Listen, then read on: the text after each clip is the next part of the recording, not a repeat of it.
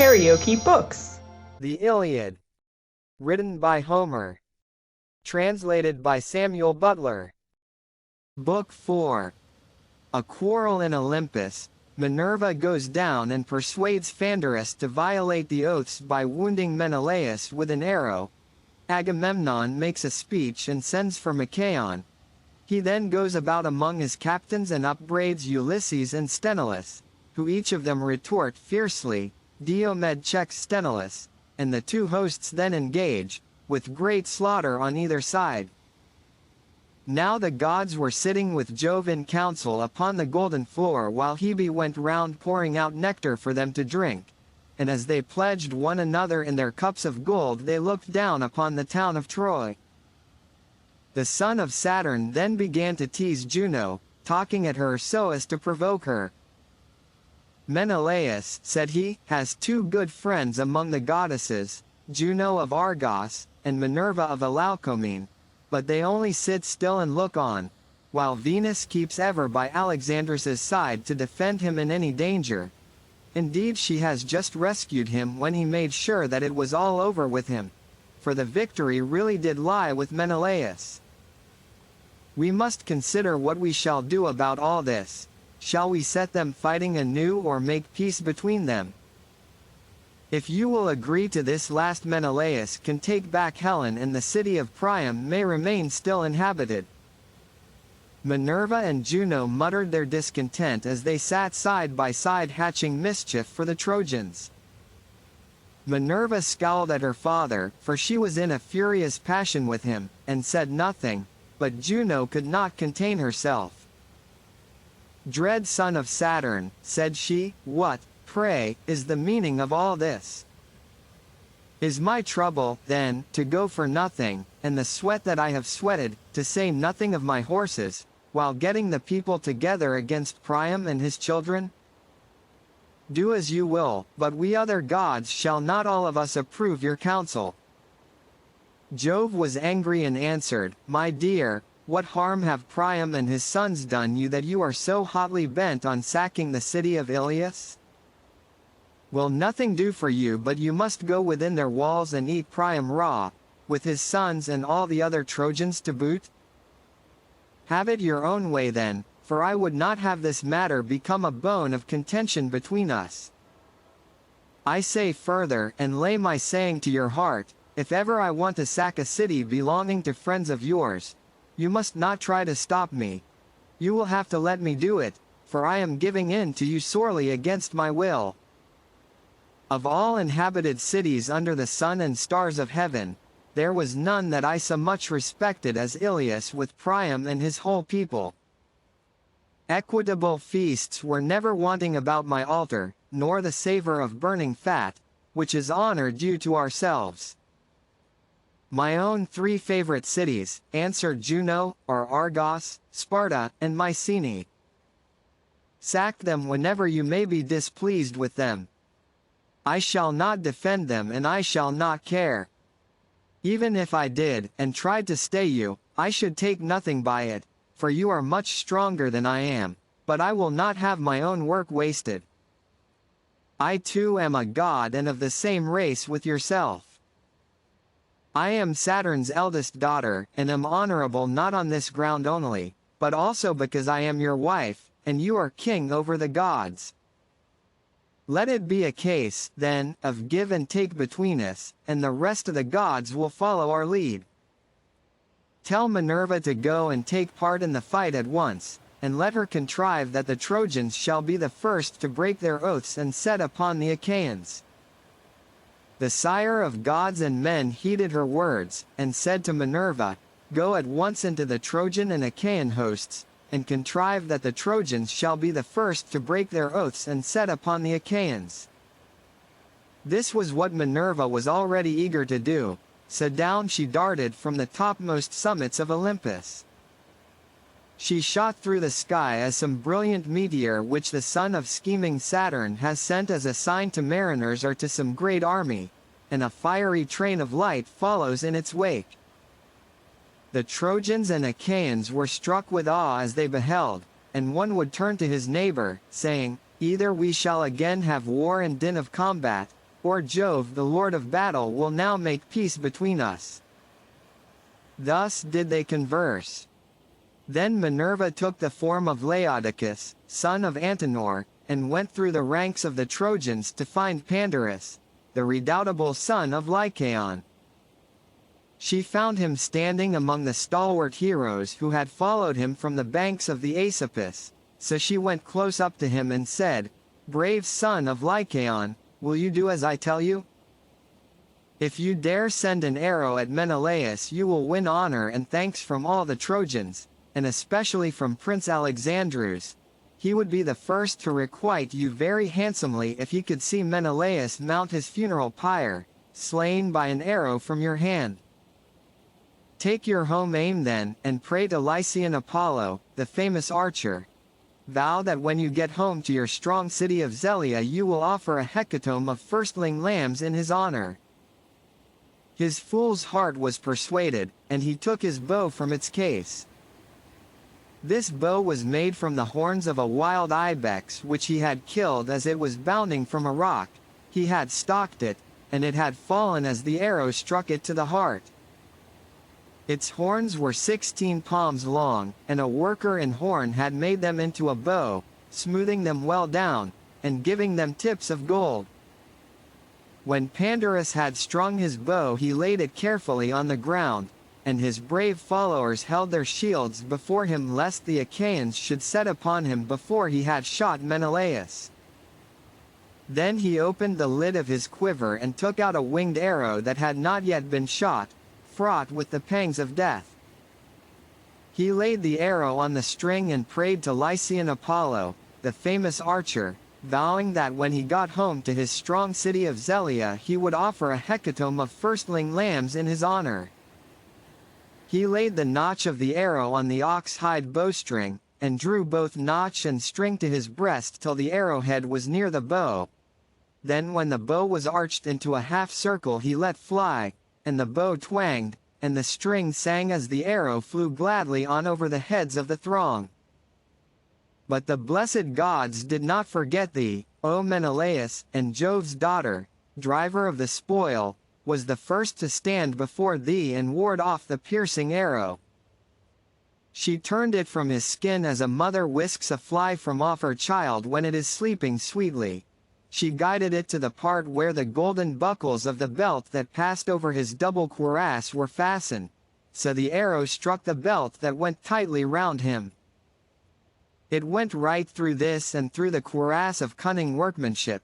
It also pierced the belt beneath it, which he wore next his skin to keep out darts or arrows. It was this that served him in the best stead.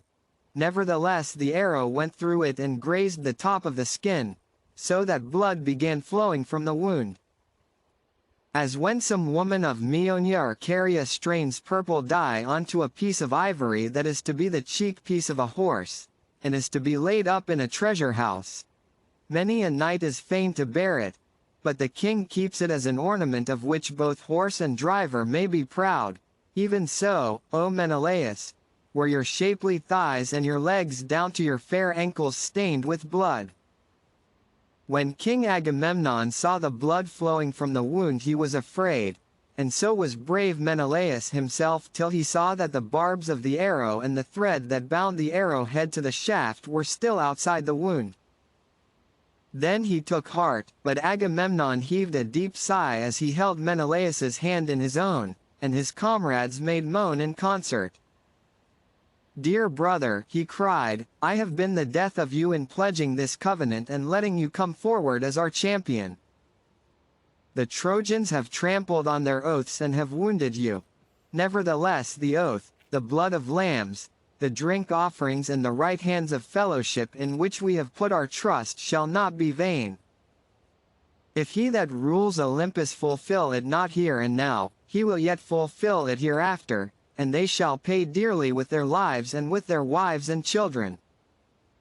The day will surely come when mighty Ilias shall be laid low, with Priam and Priam's people, when the son of Saturn from his high throne shall overshadow them with his awful aegis in punishment of their present treachery. This shall surely be, But how, Menelaus, shall I mourn you, if it be your lot now to die? I should return to Argos as a byword, for the Achaeans will at once go home. We shall leave Priam and the Trojans the glory of still keeping Helen, and the earth will rot your bones as you lie here at Troy with your purpose not fulfilled. Then shall some braggart Trojan leap upon your tomb and say, ever thus may Agamemnon wreak his vengeance. He brought his army in vain. He is gone home to his own land with empty ships, and has left Menelaus behind him. Thus will one of them say, and may the earth then swallow me. But Menelaus reassured him and said, take heart, and do not alarm the people. The arrow has not struck me in a mortal part, for my outer belt of burnished metal first stayed it, and under this my cuirass and the belt of mail which the bronze smiths made me. And Agamemnon answered, I trust, dear Menelaus, that it may be even so, but the surgeon shall examine your wound and lay herbs upon it to relieve your pain. He then said to Talthybius, Talthybius, tell Machaon, son to the great physician, Aesculapius, to come and see Menelaus immediately. Some Trojan or Lycian archer has wounded him with an arrow to our dismay, and to his own great glory. Talthybius did as he was told, and went about the host trying to find Machaon. Presently he found standing amid the brave warriors who had followed him from Tricca. Thereon he went up to him and said, Son of Aesculapius, King Agamemnon says you are to come and see Menelaus immediately. Some Trojan or Lycian archer has wounded him with an arrow to our dismay and to his own great glory. Thus did he speak, and Machaon was moved to go. They passed through the spreading host of the Achaeans and went on till they came to the place where Menelaus had been wounded and was lying with the chieftains gathered in a circle round him. Machaon passed into the middle of the ring and at once drew the arrow from the belt, bending its barbs back through the force with which he pulled it out.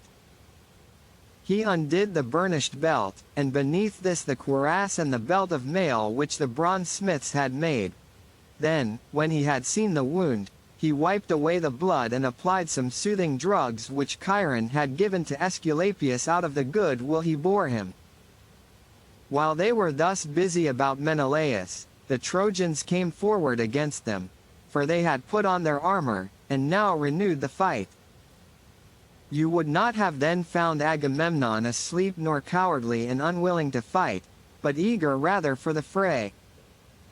He left his chariot rich with bronze and his panting steeds in charge of Eurymedon, son of Ptolemaeus the son of Piraeus, and bade him hold them in readiness against the time his limbs should weary of going about and giving orders to so many, for he went among the ranks on foot.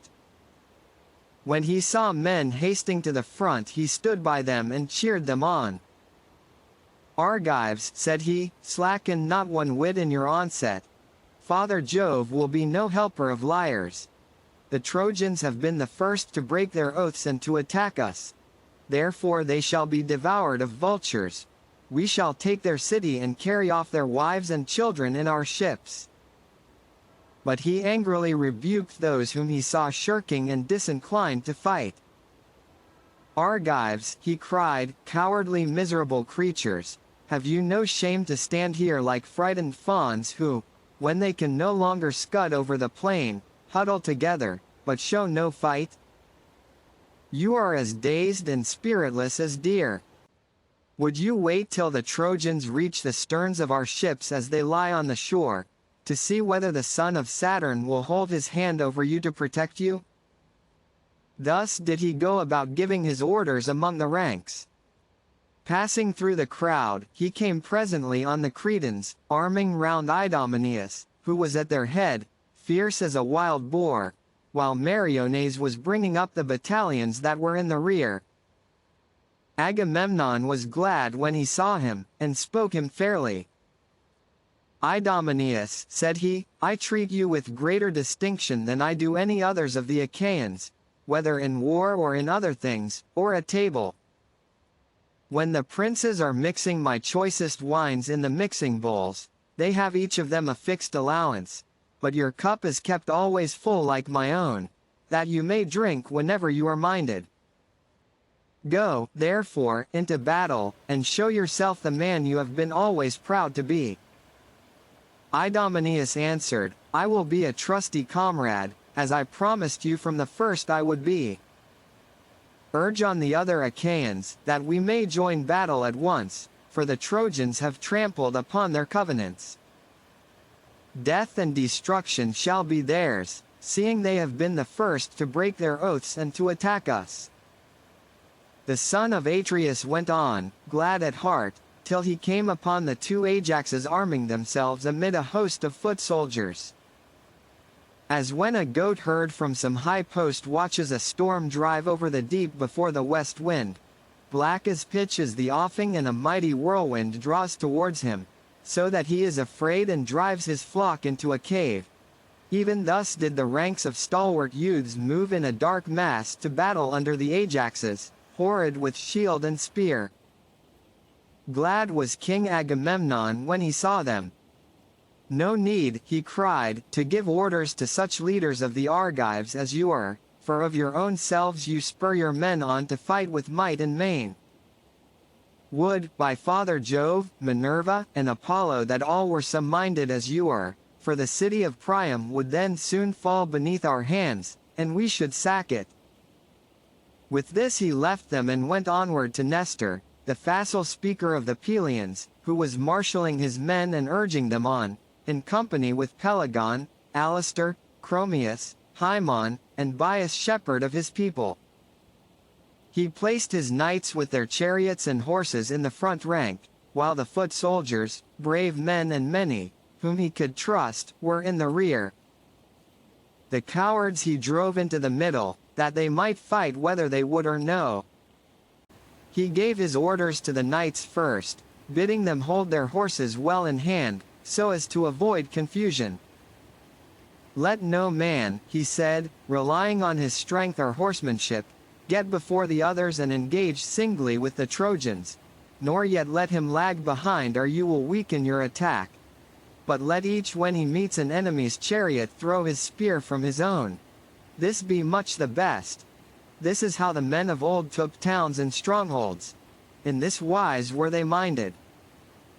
Thus did the old man charge them, for he had been in many a fight, and King Agamemnon was glad. "I wish," he said to him, "that your limbs were as supple and your strength as sure as your judgment is. But age, the common enemy of mankind, has laid his hand upon you. Would that it had fallen upon some other, and that you were still young." And Nestor, knight of Gerene, answered, "Son of Atreus, I too would gladly be the man I was when I slew mighty Eruthalion. But the gods will not give us everything at one and the same time. I was then young, and now I am old, still I can go with my knights and give them that counsel which old men have a right to give. The wielding of the spear I leave to those who are younger and stronger than myself." Agamemnon went his way rejoicing, and presently found Menestheus, son of Peteos, tarrying in his place, and with him were the Athenians loud of tongue in battle. Near him also tarried cunning Ulysses, with his sturdy Cephalonians round him. They had not yet heard the battle cry, for the ranks of Trojans and Achaeans had only just begun to move, so they were standing still, waiting for some other columns of the Achaeans to attack the Trojans and begin the fighting. When he saw this, Agamemnon rebuked them and said, "Son of Peteos, and you other, steeped in cunning, heart of guile, why stand you here cowering and waiting on others? You too should be of all men foremost when there is hard fighting to be done, for you are ever foremost to accept my invitation when we counselors of the Achaeans are holding feast.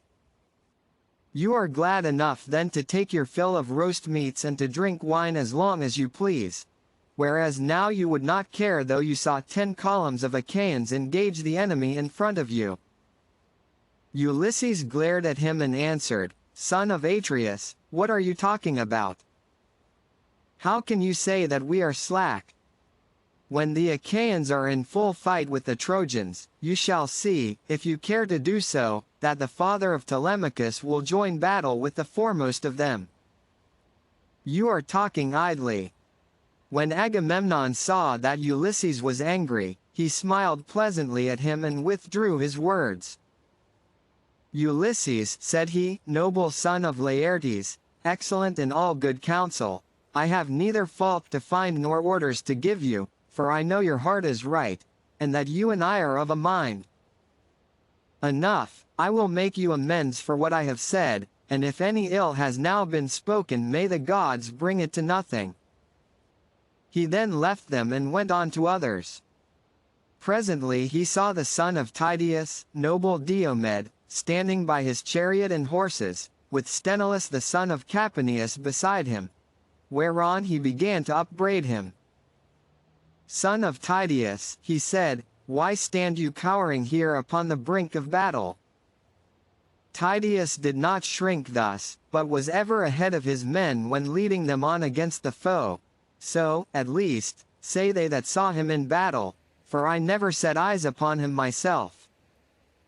They say that there was no man like him. He came once to Mycenae, not as an enemy but as a guest, in company with Polynices to recruit his forces, for they were levying war against the strong city of Thebes, and prayed our people for a body of picked men to help them. The men of Mycenae were willing to let them have one, but Jove dissuaded them by showing them unfavorable omens. Tydeus, therefore, and Polynices went their way. When they had got as far the deep-meadowed and rush-grown banks of the Aesopus, the Achaeans sent Tydeus as their envoy, and he found the Cadmeans gathered in great numbers to a banquet in the house of Eteocles.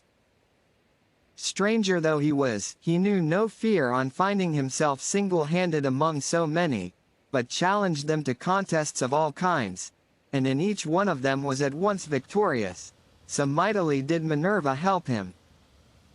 The Cadmeans were incensed at his success, and set a force of 50 youths with 2 captains, the godlike hero Maon, son of Haemon, and Polyphontes, son of Autophonus, at their head, to lie in wait for him on his return journey. But Tydeus slew every man of them, save only Maon, whom he let go in obedience to heaven's omens. Such was Tydeus of Aetolia. His son can talk more glibly, but he cannot fight as his father did. Diomed made no answer, for he was shamed by the rebuke of Agamemnon, but the son of Capaneus took up his words and said, "Son of Atreus, tell no lies, for you can speak truth if you will. We boast ourselves as even better men than our fathers. We took 7-gated Thebes, though the wall was stronger and our men were fewer in number, for we trusted in the omens of the gods and in the help of Jove, whereas they perished through their own sheer folly. Hold not, then, our fathers in like honor with us." Diomed looked sternly at him and said, "Hold your peace, my friend, as I bid you. It is not amiss that Agamemnon should urge the Achaeans forward, for the glory will be his if we take the city, and his the shame if we are vanquished. Therefore let us acquit ourselves with valor." As he spoke he sprang from his chariot, and his armor rang so fiercely about his body that even a brave man might well have been scared to hear it. As when some mighty wave that thunders on the beach when the west wind has lashed it into fury, it has reared its head afar and now comes crashing down on the shore. It bows its arching crest high over the jagged rocks and spews its salt foam in all directions. Even so did the serried phalanxes of the Danaans march steadfastly to battle. The chiefs gave orders each to his own people, but the men said never a word. No man would think it, for huge as the host was, it seemed as though there was not a tongue among them, so silent were they in their obedience. And as they marched the armor about their bodies glistened in the sun. But the clamor of the Trojan ranks was as that of many thousand ewes that stand waiting to be milked in the yards of some rich flock master, and bleat incessantly in answer to the bleating of their lambs. for they had not one speech nor language, but their tongues were diverse, and they came from many different places. These were inspired of Mars, but the others by Minerva, and with them came Panic, Rout, and Strife, whose fury never tires, sister and friend of murderous Mars, who, from being at first but low in stature, grows till she uprears her head to heaven, though her feet are still on earth. She it was that went about among them and flung down discord to the waxing of sorrow with even hand between them. When they were got together in one place, shield clashed with shield and spear with spear in the rage of battle. The bossed shields beat one upon another, and there was a tramp as of a great multitude, death cry and shout of triumph of slain and slayers, and the earth ran red with blood. As torrents swollen with rain course madly down their deep channels till the angry floods meet in some gorge, and the shepherd on the hillside hears their roaring from afar. Even such was the toil and uproar of the hosts as they joined in battle. First Antilochus slew an armed warrior of the Trojans, Echepolus, son of Thalesius, fighting in the foremost ranks. He struck at the projecting part of his helmet and drove the spear into his brow. The point of bronze pierced the bone, and darkness veiled his eyes. Headlong as a tower he fell amid the press of the fight, and as he dropped, King Elephenor, son of Chalcodon and captain of the proud Abantes, began dragging him out of reach of the darts that were falling around him, in haste to strip him of his armor. But his purpose was not for long. Agenor saw him haling the body away, and smote him in the side with his bronze-shod spear, for as he stooped his side was left unprotected by his shield, and thus he perished. Then the fight between Trojans and Achaeans grew furious over his body, and they flew upon each other like wolves, man and man crushing one upon the other. Forthwith Ajax, son of Telamon, slew the fair youth Simoeisius, son of Anthemion, whom his mother bore by the banks of the Simwa, as she was coming down from Mt. Ida, where she had been with her parents to see their flocks. Therefore he was named Simoeisius, but he did not live to pay his parents for his rearing, for he was cut off untimely by the spear of mighty Ajax, who struck him in the breast by the right nipple as he was coming on among the foremost fighters. The spear went right through his shoulder, and he fell as a poplar that has grown straight and tall in a meadow by some mere, and its top is thick with branches. Then the wheelwright lays his axe to its roots that he may fashion a felloe for the wheel of some goodly chariot, and it lies seasoning by the waterside. In such wise did Ajax fell to earth Simoeisius, son of Anthemion. Thereon Antiphus of the gleaming corslet, son of Priam, hurled a spear at Ajax from amid the crowd and missed him, but he hit Lucus, the brave comrade of Ulysses, in the groin, as he was dragging the body of Simoeisius over to the other side. So he fell upon the body and loosed his hold upon it. Ulysses was furious when he saw Lucus slain, and strode in full armor through the front ranks till he was quite close. Then he glared round about him and took aim, and the Trojans fell back as he did so. His dart was not sped in vain, for it struck Demicune, the bastard son of Priam, who had come to him from Abydos, where he had charge of his father's mares. Ulysses, infuriated by the death of his comrade, hit him with his spear on one temple, and the bronze point came through on the other side of his forehead. Thereon darkness veiled his eyes, and his armor rang rattling round him as he fell heavily to the ground. Hector, and they that were in front, then gave round while the Argives raised a shout and drew off the dead, pressing further forward as they did so. But Apollo looked down from Pergamus and called aloud to the Trojans, for he was displeased. "Trojans," he cried, "rush on the foe, and do not let yourselves be thus beaten by the Argives. Their skins are not stone nor iron that when you hit them you do them no harm. Moreover, Achilles, the son of lovely Thetis, is not fighting, but is nursing his anger at the ships. Thus spoke the mighty god, crying to them from the city, while Jove's redoubtable daughter, the Trito-born, went about among the host of the Achaeans, and urged them forward whenever she beheld them slackening. Then fate fell upon Diores, son of Amarynceus, for he was struck by a jagged stone near the ankle of his right leg. He that hurled it was Pyrrhus, son of Imbrasus, captain of the Thracians, who had come from Enos. The bones and both the tendons were crushed by the pitiless stone. He fell to the ground on his back, and in his death throes stretched out his hands towards his comrades.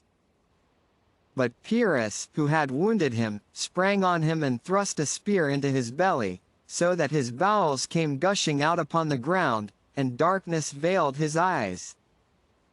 As he was leaving the body, those of Aetolia struck him in the chest near the nipple, and the point fixed itself in his lungs.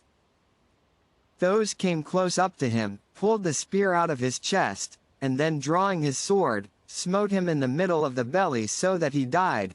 But he did not strip him of his armor, for his Thracian comrades, men who wear their hair in a tuft at the top of their heads, stood round the body and kept him off with their long spears for all his great stature and valor, so he was driven back. Thus the two corpses lay stretched on earth near to one another, the one captain of the Thracians and the other of the Epeans, and many another fell round them. And now no man would have made light of the fighting if he could have gone about among it scatheless and unwounded, with Minerva leading him by the hand, and protecting him from the storm of spears and arrows. For many Trojans and Achaeans on that day lay stretched side by side face downwards upon the earth. If you liked what you heard, please subscribe to the channel.